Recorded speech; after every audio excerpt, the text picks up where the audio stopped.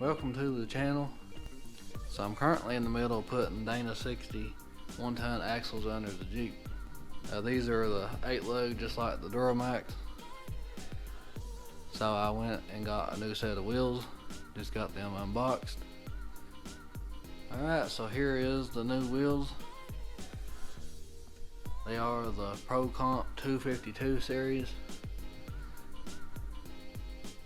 And they've got the beadlock style. These are a 16 by 10. These wheels right here are actually the kind I had on my first truck. There's a couple of videos I've got of it. It was a 03 Silverado.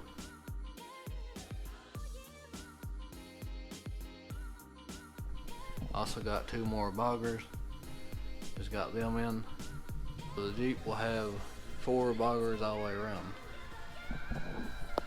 I just wanted to make a real quick video, show you the new wheels, just give you a little bit of update. Guys, I hope you liked the video. Thanks for watching. Please like and subscribe for more.